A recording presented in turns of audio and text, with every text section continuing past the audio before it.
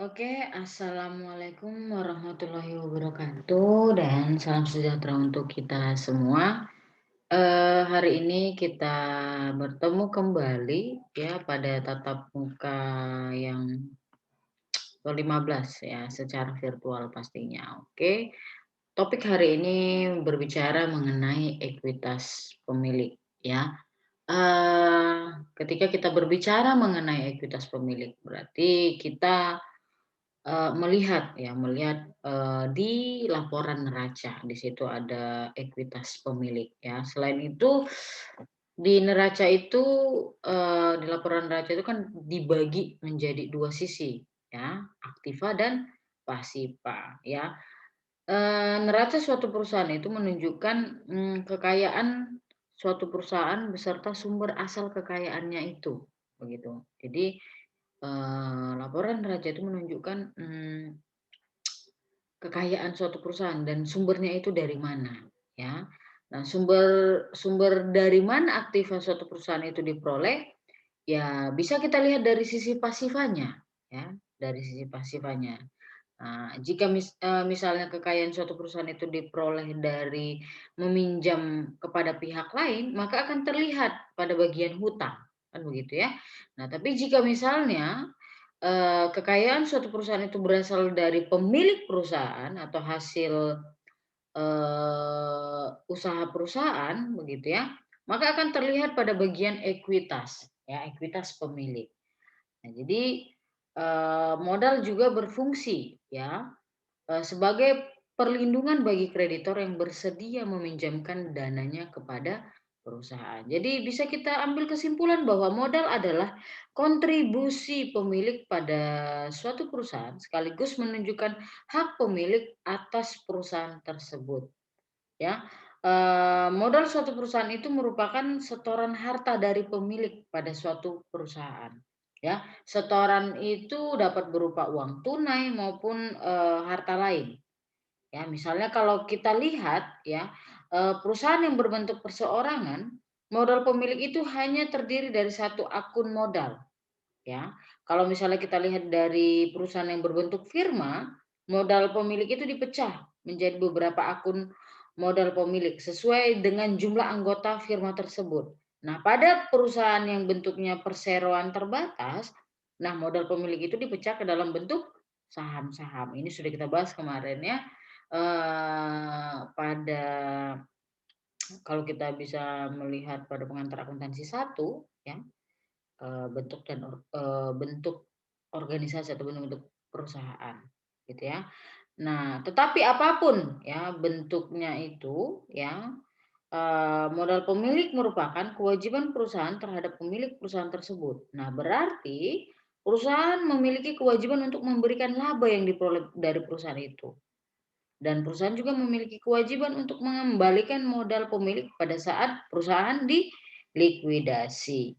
Nah, gabungan dari setoran pemilik perusahaan pada perusahaan dan bagian pemilik atas laba yang diperoleh pada perusahaan adalah ekuitas pemilik.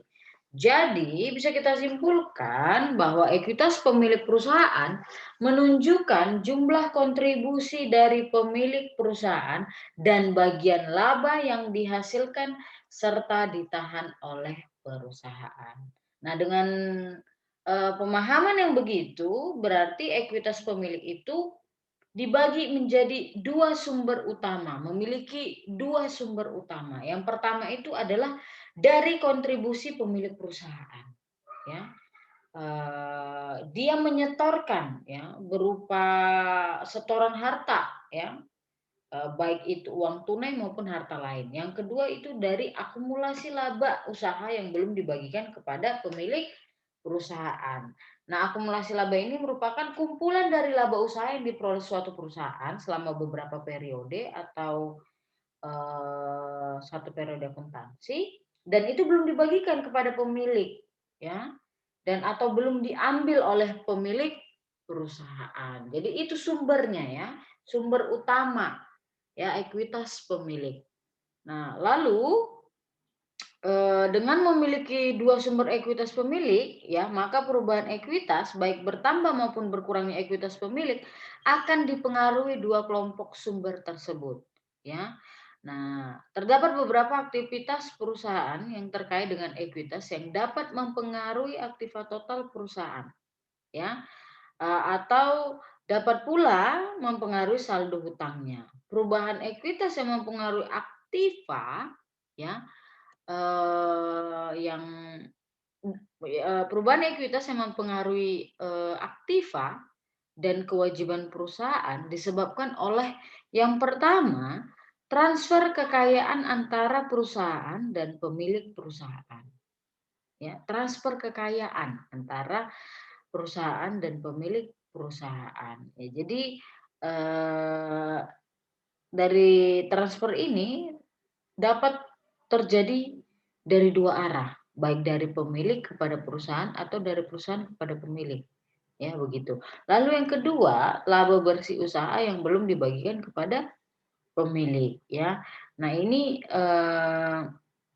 besarnya laba usaha yang belum dibagikan nanti akan disebabkan oleh 2 faktor. Yang pertama itu besarnya pendapatan yang diperoleh perusahaan, beserta besarnya beban yang dikeluarkan pada periode yang sama. Yang kedua, besarnya laba usaha yang dibagikan kepada pemilik perusahaan dalam bentuk dividen atau pengambilan untuk kepentingan pribadi atau privat. Yaitu, kita berbicara mengenai, ekuitas pemilik. Lalu ketika kita berbicara mengenai, pencatatan modal, ya, pada dasarnya modal suatu perusahaan itu dicatat nanti sebesar nilai nominal setoran uang pemilik kepada perusahaan, ya. Jika setoran harta pemilik kepada perusahaan tersebut tidak berupa uang tunai, tetapi harta lain, misalnya contohnya, kendaraan atau apapun itu, maka setoran tersebut dinilai sebesar nilai pasar dari harta tersebut. Misalnya ya, misalnya ini dikatakan si Ali mendirikan sebuah perusahaan. Ali menyerahkan uang tunai 40 juta dan sebuah kendaraan bak terbuka harganya 75 juta serta truk 180 juta. Maka ya, ayat jurnal yang perlu dibuat adalah kas kendaraan pada modal Ali. Kasnya sebesar 45 juta, kendaraannya tadi 255 juta, dan ya pada modal sebesar 300 juta. Jumlah secara keseluruhan yang disetornya, baik merupakan uang tunai maupun harta lain. Nah, jika seandainya perusahaan yang didirikan itu berbentuk firma, di mana kepemilikan dari firma ini kan terdiri dari beberapa orang ya, beberapa individu, maka akun modal pemilik dipecah ke dalam beberapa akun modal sesuai dengan jumlah pemilik. Contoh, Amir Budi dan Gunawan, dia membangun sebuah firma, ya. Si Amir katanya menyerahkan uang tunai 90, si Budi menyerahkan bangunan ruko, harganya 150, Gunawan menyerahkan kendaraan, harganya 80. Bagaimana jurnalnya? Langsung saja. Ada kas tadi, ada uang tunai, ada ruko tadi, bangunan, ada kendaraan untuk kantor ya, ya kendaraan. Jadi kita buat kas 90 juta, bangunan 150 juta, kendaraan 160 juta, pada kas itu siapa yang menyetorkan tadi? Modal Amir. Si bangunan tadi siapa yang nyetorkan? Budi. Kendaraan tadi siapa yang nyetorkan? Gunawan. Jadi masing-masing modal Amir, Budi, dan modal Gunawan. Itu berbicara mengenai pencatatan modal. Lalu kita berbicara mengenai modal saham, ya. Eee, Modal saham ini nanti, untuk lebih jelasnya bisa dibaca di buku kita, ya. Jadi pada dasarnya modal saham ini, ya, ini, biasanya, pada perusahaan PT ini ya, perseroan terbatas, ya. Jadi nanti sebagai bukti setoran dikeluarkan tanda bukti kepemilikan yang berbentuk saham yang diserahkan kepada pihak-pihak yang menyetor modal, itu nanti, eee, akan diserahkan, bukti ya, tanda bukti kepemilikan ya, apabila seseorang telah menyetor, sejumlah dana untuk di perusahaan itu, ya. Nah, pemilik perusahaan yang berbentuk PT itu merupakan kumpulan pihak-pihak yang memiliki saham, sehingga disebut pemegang saham. Jadi nanti modal saham itu adalah kontribusi pemilik pada suatu perusahaan yang berbentuk PT, ya, sekaligus menunjukkan bukti kepemilikan dan hak pemilik atas perseroan terbatas tersebut. Ya, jadi berbeda, ya, berbeda ketika kita melihat perusahaan yang berbentuk perseorangan dan bentuk firma, ya. Apalagi kita berbicara mengenai tanggung jawabnya, itu sudah beda ketika kita berbicara perseorangan, firma, dan PT. Ya, itu sudah dibahas di sebelumnya ya. Bagaimana tanggung jawabnya yang terbatas, tanggung jawabnya yang tidak terbatas. Itu perusahaan apa kan begitu ya, sudah dibahas. Nah, modal saham sebuah perusahaan, di samping menunjukkan bukti kepemilikan, juga sekaligus memberi hak kepada pemegang sahamnya atas perusahaan tersebut. Ya, eh, pemegang saham sebuah perseroan terbatas memiliki beberapa hak, ya, beberapa hak yang melekat pada kepemilikannya. Apa itu? Yang pertama, hak untuk berpartisipasi, ya, dalam menentukan arah dan tujuan perusahaan melalui apa? Hak suara dalam rapat pemegang saham. Lalu yang kedua, hak untuk memperoleh laba dari perusahaan dalam bentuk dividen yang dibagi oleh perusahaan, hak memperoleh laba. Lalu yang ketiga, hak membeli saham baru yang dikeluarkan perusahaan agar proporsi kepemilikan saham masing-masing pemegang saham itu tidak berubah begitu, tidak berubah dia. Ya, jadi ada haknya untuk membeli saham baru yang dikeluarkan oleh perusahaan tersebut gitu ya. Lalu yang keempat, hak untuk menerima pembagian aktiva perusahaan ketika perusahaan itu dilikuidasi, gitu ya. Jadi ada hak-hak yang dipegang atau maksudnya yang melekat pada pemegang saham di PT. Oke? Nah, lalu kita berbicara mengenai jenis saham ya. Tadi kita sudah membahas mengenai saham, modal saham ya. Nah, ada 2 jenis ya, terdapat 2 macam saham ya. Yang pertama itu saham biasa atau common stock. Nah, ini adalah saham yang pelunasannya dilakukan dalam urutan yang paling akhir ketika perusahaan itu dilikuidasi. Sehingga nanti bisa kita katakan bahwa ketika kita memiliki saham biasa, ini risikonya cukup besar ya. Biasanya jika perusahaan itu berjalan dengan baik, maka dividen saham biasanya apa namanya, dividen saham yang dibagikan perusahaan itu, yang apabila pemegang sahamnya itu saham biasa, itu akan lebih besar daripada saham prioritas, jika usaha perusahaannya itu berjalan dengan baik dan lancar, kan begitu ya. Lalu yang kedua, jenis yang kedua itu saham prioritas atau saham preferen. Ini saham istimewa, begitu ya. Ini merupakan saham yang mempunyai beberapa kelebihan. Biasanya kelebihan ini dihubungkan dengan pembagian dividen atau pembagian aktiva saat dilikuidasi. Seperti yang tadi saya katakan bahwa ketika perusahaan dilikuidasi, saham biasa itu urutan paling terakhir dalam pembagian aktiva. Nah, kelebihan lain yang yang dimiliki oleh pemegang saham prioritas adalah dividen yang dibagikan pertama kali itu harus dibagikan untuk saham prioritas. Kalau ada kelebihannya, maka dibagikan kepada pemegang saham biasa. Jadi itu perbedaan antara saham biasa dan saham prioritas istimewa yang sama, saham preferen sama. Oke. Nah, lalu kita berbicara mengenai pencatatan modal saham, ya. Ketika kita ingin melakukan pencatatan modal saham dengan baik, maka perlu ya kita ketahui beberapa istilah-istilah ya.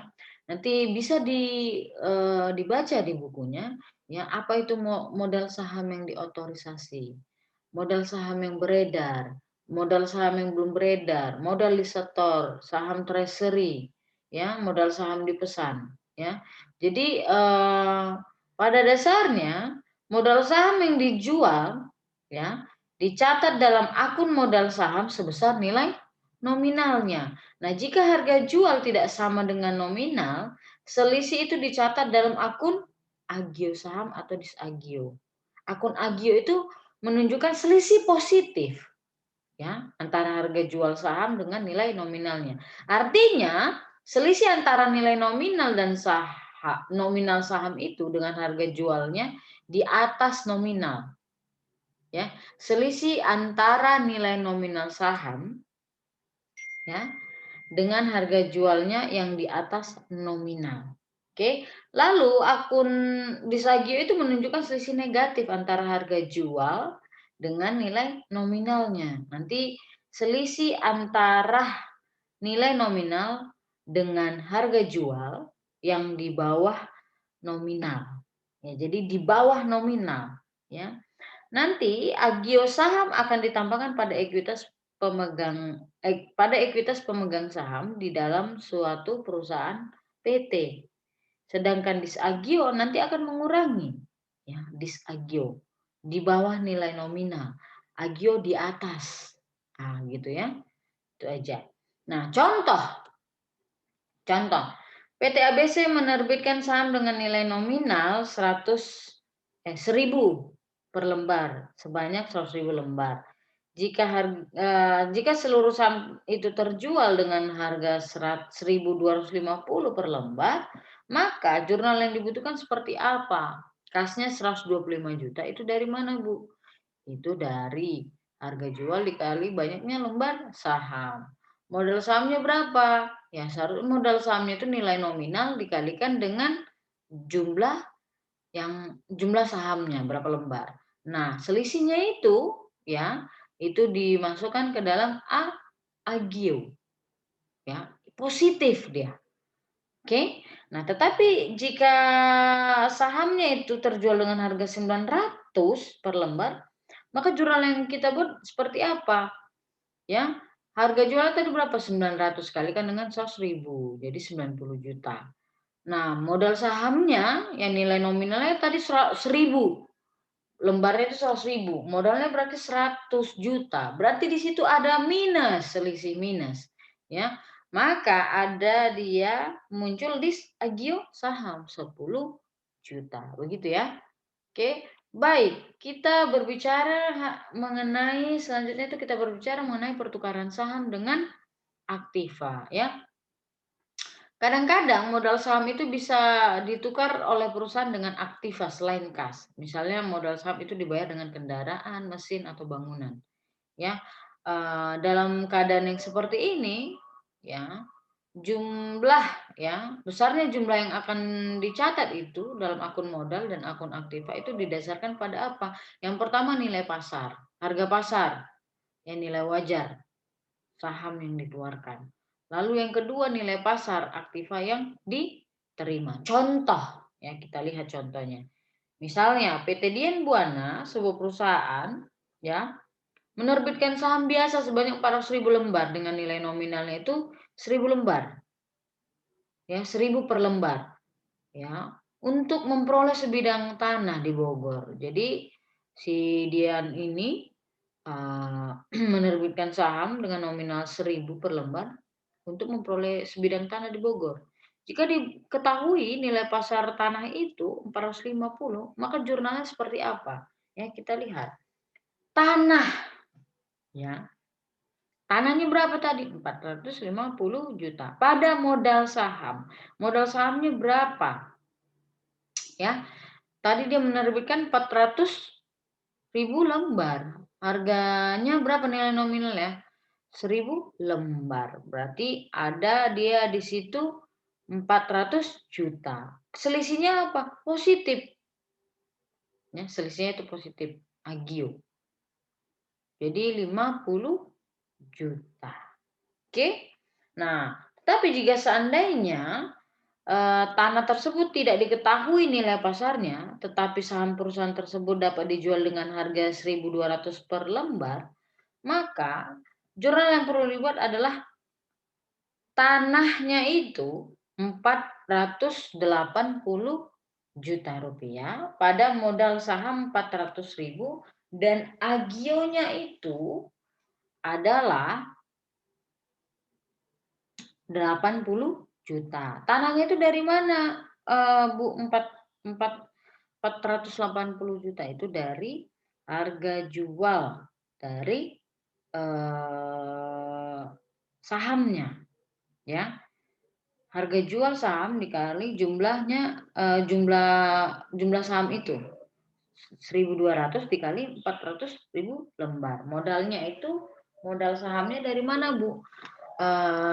Nilai nominal dikali jumlah sahamnya, ya, maka selisihnya itu dikatakan agio. Tetapi seandainya nilai wajar dari tanah itu, ya, maupun nilai wajar dari saham itu tidak diketahui, maka diperlukan jasa konsultan independen, ya, untuk mengetahuinya, ya. Maka si konsultan inilah yang nanti akan menentukan berapa nilai wajar dari tanah itu. Misalnya dia menentukan per 25 juta, ya, maka jurnal yang perlu dibuat adalah ya tanah pada modal dan agio sama, ya, seperti yang di atas sebelum-sebelumnya, ya.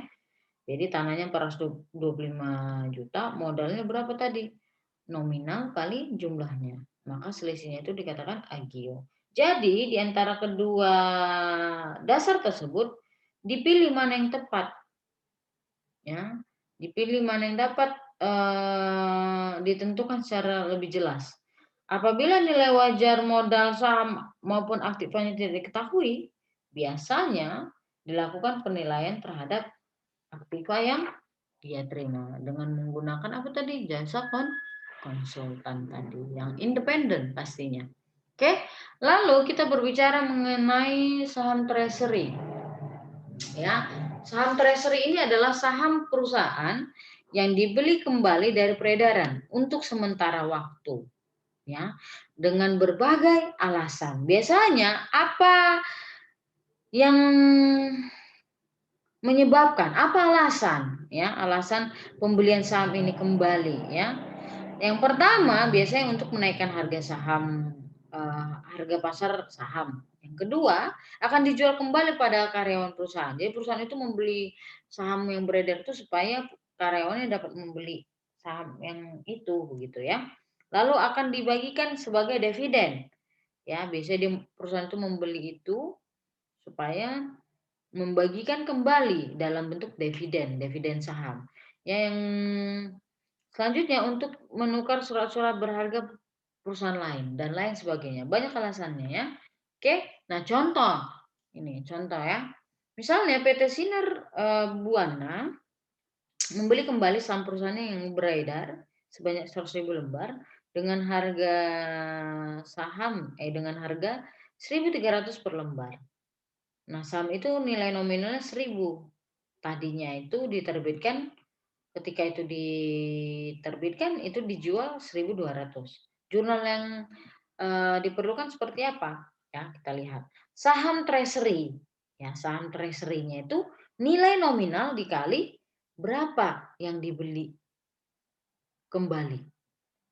Ya, berarti 1.000 dikali 100.000 lembar. Ya. Lalu kasnya, kita lihat dulu kasnya. Berapa kas yang akan diterima? Ya kan? Kas yang akan berkurang kan dibeli kembali, ya, kas yang berkurang, ya. Banyaknya lembar saham, ya, 100.000 lembar dikali harganya 1.300 per lembar, makanya 130 juta. Lalu di sini ada agio saham, ya. Ada agio saham dan laba ditahan sebesar berapa? Agionya 20 juta dan laba ditahan itu 10 juta. Nah, agionya itu dari mana? Selisihnya harga jual yang tadinya tadi, lihat nih. Ketika saham ini dibeli, ya, dibeli kembali, ya, nilai nominalnya si saham yang dibeli kembali itu kan 1.000. Pada saat kemarin itu sebelum dibeli kembali itu harga jualnya 1.200, berarti ada selisih 200 ya per lembar. Maka itu yang dikalikan 200 dikali berapa? 100.000 lembar. Itu agio. Sisanya itu adalah laba ditahan. 10 juta. Begitu, ya. Nah, jika kemudian, ya, Saham treasury tadi itu dijual lagi ya dengan harga 1.500, maka jurnal yang dibutuhkan seperti apa? Ya tinggal dikalikan 1.500 kali 100.000 lembar. Kas pada saham treasury. Jadi ini salah satu alasan ya akan dijual untuk menaikkan harga pasar saham. Ya, jadi dia membeli kembali lalu dijual untuk menaikkan harga pasar saham. Jadi saham treasury itu dibeli kembali oleh perusahaan penerbit bukan untuk mengurangi jumlah saham yang beredar secara permanen, tetapi hanya untuk menarik dan mengurangi jumlah saham yang beredar untuk sementara waktu dengan berbagai macam alasan. Ya, alasannya apa? Ya banyak yang seperti yang Ibu sebutkan tadi. Ya, oke. Nah, ketika kita berbicara mengenai rekapitulasi, ya, itu apa maksudnya, Bu? Ya, oke, rekapitulasi itu adalah perubahan nilai nominal. Ya. Perusahaan yang telah menerbitkan sahamnya dengan nominal tertentu dapat mengubah nilai nominalnya itu dengan suatu alasan tertentu. Jika seluruh saham sebuah perusahaan perseroan terbatas diubah nilai nominalnya, maka itulah yang dikatakan dengan rekapitulasi. Nah, perubahan nilai nominal ini ya akan mengharuskan perusahaan tersebut mengubah akte pendirian perusahaan dan harus disetujui oleh para pemegang sahamnya. Ya, jadi nanti ya dalam proses rekapitulasi akun modal saham yang lama akan ditutup. Nanti diganti dengan akun modal saham yang baru. Begitu juga dengan agio. Ya. Jadi perkiraan agio saham yang timbul dari saham lama juga harus ditutup, diganti dengan agio saham yang baru. Ya. Apabila modal saham baru nilai nominalnya lebih besar dari modal saham yang lama, maka selisihnya didebitkan ke akun laba ditahan. Tetapi sebaliknya, bila saham baru nilainya lebih kecil dari saham lama, maka selisihnya dikreditkan pada agio saham baru. Ya. Lalu ada namanya pemecahan saham, stock split. Ya, ini dipecah begitu ya. Nah, perusahaan itu dapat memecah sahamnya menjadi nilai nominal yang lebih kecil, ya.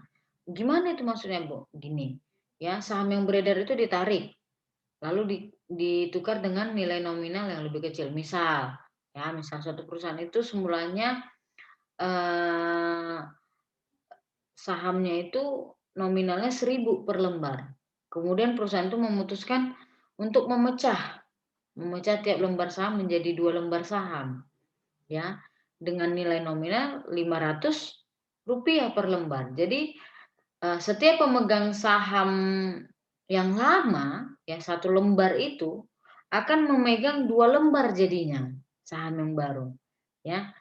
Aktivitas pemecahan ini atau stock split ini tidak akan mengubah nilai uang modal itu secara keseluruhan, tetapi hanya mengubah apa? Jumlah saham yang beredar. 1.000 menjadi 500, 500 jadi 2, kan begitu ya. Kalau secara nominal nggak ada yang berubah, begitu ya. Maksudnya nilai uang modalnya, tapi akan mengubah jumlah saham yang beredar, begitu. Lalu kita masuk ke dalam laba ditahan.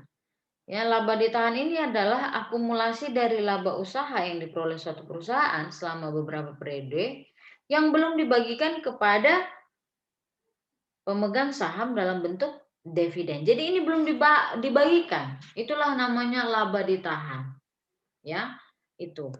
Oke, nanti apa yang menyebabkan gitu ya? Apa yang menyebabkan laba ini ditahan? Ya, apa yang menyebabkan penambahan dari saldo laba ditahan? Apa yang menyebabkan pengurangan dari saldo laba ditahan? Itu akan kalian baca, ya, kalian baca di buku kita.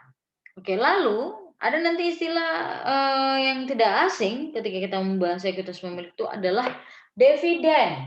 Ya, dividen ini adalah bagian dari laba usaha yang diperoleh perusahaan dan diberikan kepada pemegang sahamnya sebagai imbalan atas kesediaannya menanamkan hartanya di dalam perusahaan tersebut, ya. Biasanya jumlah dividen yang dibagikan kepada pemegang saham itu tidak akan melebihi jumlah saldo laba ditahannya. Ya apa? Kenapa itu bisa terjadi? Ya, ya ada beberapa alasan mengapa perusahaan membatasi jumlah dividen yang dibagikan kepada pemegang sahamnya. Yang pertama, eh, perusahaan itu ya ketika ada berencana untuk melakukan ekspansi, maka akan membutuhkan dana yang besar. Itu sebabnya ya, sebagian dari laba itu ya ditahan ya, sebagian dari laba ditahan suatu perusahaan itu akan apa ya, akan mungkin dibuat untuk ekspansi perusahaan ya. Jadi nanti ini akan digunakan untuk membebani investasi, ya membebani investasi.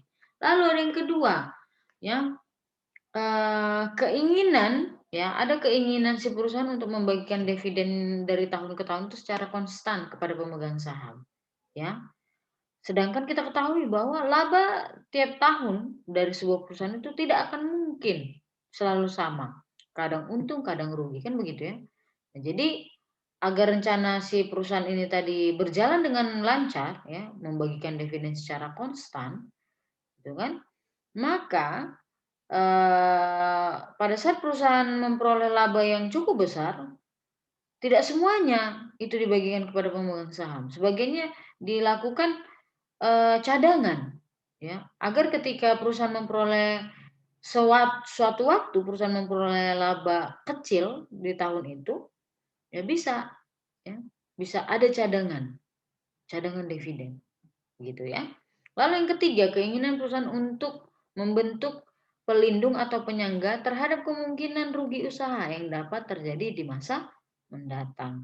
Lalu yang keempat, persetujuan yang dibuat dengan kreditor tertentu, ya, yang meminta perusahaan tidak membagikan seluruh laba usahanya atau seluruh laba ditahannya sebagai jaminan bahwa dana yang dipinjamkannya kepada perusahaan itu dapat dikembalikan. Jadi ada persetujuan yang dibuat oleh perusahaan dengan kreditor. Oke, lalu eh, sekarang kita berbicara mengenai jenis-jenis dividen, ya.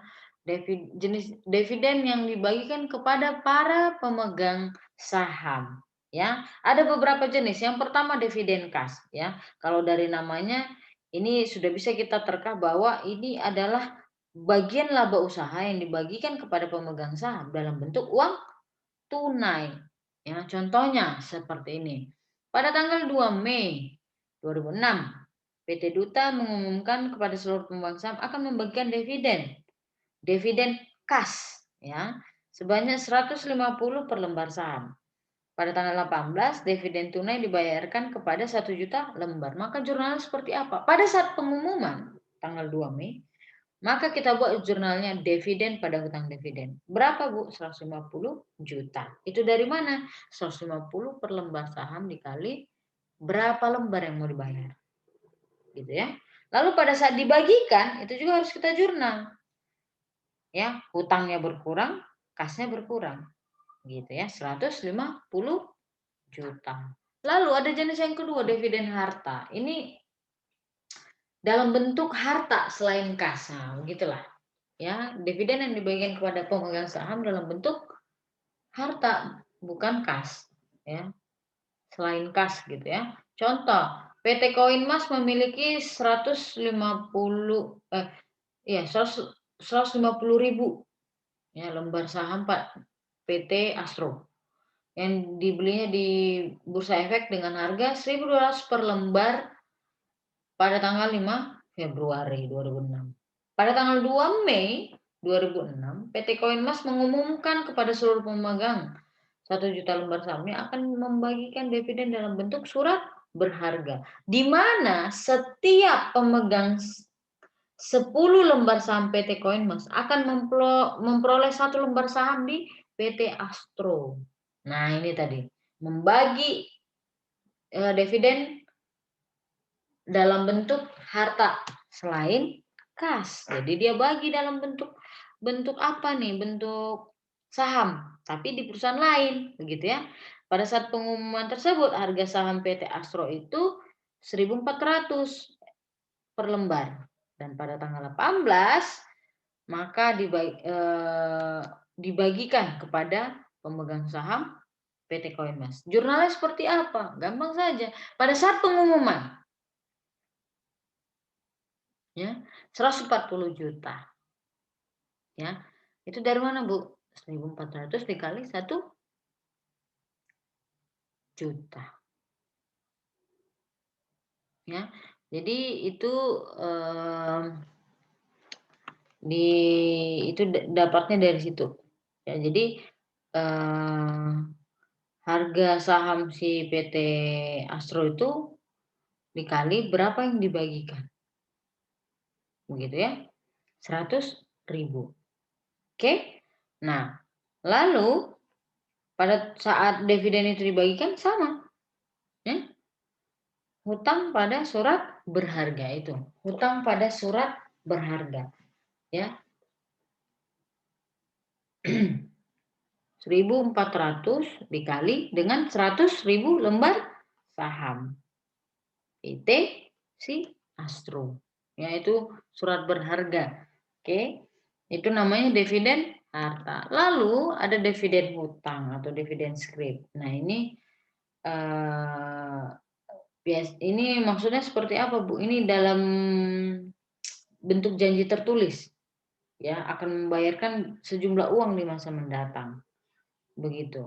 Nah, ini terjadi, ya, dividen hutang ini terjadi karena perusahaan ingin membayar dalam bentuk tunai, tapi kasnya tidak cukup, begitu.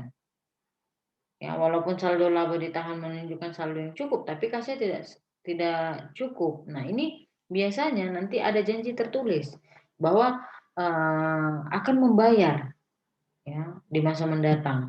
Nah, biasanya ini ada pakai bunga, ada juga tanpa bunga, begitu ya. Nah, contohnya seperti apa? Nah, ini yang pakai bunga nih. Ya, PT Lasido merencanakan pembagian dividen 150 per lembar saham. Ternyata pada awal Mei, perusahaan tidak memiliki uang untuk dibagikan kepada pemegang saham sebagai dividen, ya, kepada seluruh 1 juta lembar sahamnya yang telah beredar. Maka pada tanggal 2 Mei, perusahaan mengumumkan akan membagikan dividen dalam bentuk dividen scrip, ya, dengan tingkat bunga, ya, dengan tingkat bunga itu 2% per bulan. Nah, dan pada tanggal 30 Juni akan dibayarkan seluruhnya dalam bentuk dividen tunai. Maka, ya, jurnal yang perlu dibuat seperti apa? Sama saja. Ya, dividen pada dividen scrip 150 juta. Ya, itu dari mana? Ya, berapa lembar sahamnya tadi? 1 juta. Ya, dividen per lembarnya berapa? 150 rupiah per lembar. Lalu pada tanggal 30 Juni saat kita bagikan dividen kepada para pemegang saham, maka jurnalnya adalah dividen scrip 150 juta, beban bunganya 6 juta, kasnya 156 juta. Nah, beban bunga itu dari mana, Bu? Ingat, bunganya tadi berapa? 2% per bulan. Ya, dari Mei ke Juni. 2 Mei sampai 30 Juni, ada 2 bulan. Oke? Itu dari mana? Dia 6 juta. Lalu ada namanya di sini dividen saham. Nah, kalau dari namanya biasanya itu dividen itu, kalau dari namanya, ya, pembagian dividennya itu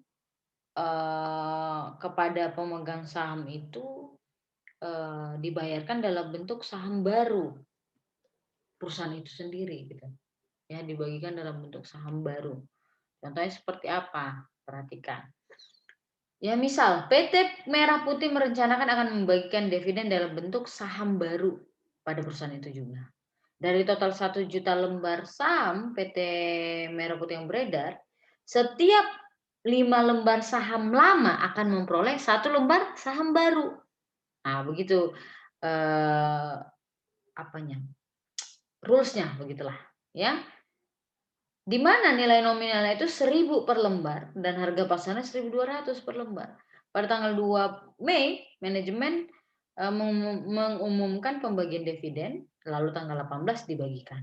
Oke, berarti jumlah saham baru yang akan dibagikan itu sebanyak berapa? Tadi kan yang beredar itu adalah 1 juta. Setiap 5 lembar akan mendapatkan 1 lembar. Berarti kita tinggal bagi 5, berarti ada 2.000 lembar yang akan dibagikan. 200.000 lembar yang akan dibagikan. Nilai nominalnya berapa? 1.000. Harga jualnya berapa? Harga pasar 1.200. Ya. Maka nanti nilai total saham baru itu yang dibagikan kepada pemegang saham itu sebesar 240 juta. Harga pasar dikali dengan 200.000. Oke, jurnal yang diperlukan seperti apa pada saat pengumuman dividen? Ya, dividen pada hutang dividen saham dan agio saham. Dividennya berapa tadi? 240.